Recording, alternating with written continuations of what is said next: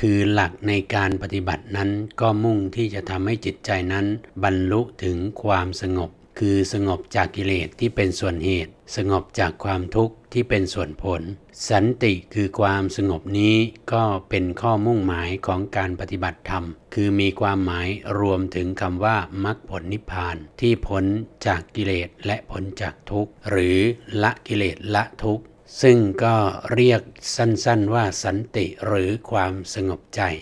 ดังนั้นที่เรียกว่านิพพานก็คือสันติของใจหรือความสงบใจนั่นเองได้แก่ความสงบจากความทุกข์ทั้งปวงและความดับทุกข์ทั้งปวงนั้นก็เพราะวิสุทธิ์คือบริสุทธิ์จากกิเลสเครื่องเศร้าหมองใจทั้งหลาย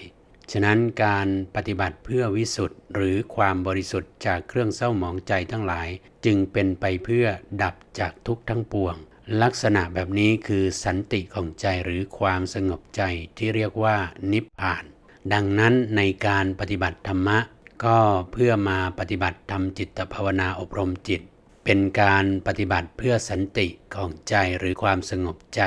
ที่เรียกว่านิพพานนั่นเองด้วยการปฏิบัติให้จิตใจนี้บริสุทธิ์จากเครื่องเศร้าหมองของใจทั้งหลายที่จะส่งผลให้เป็นความดับทุกข์ด้วยการปฏิบัติในศีลในสมาธิและก็ในปัญญา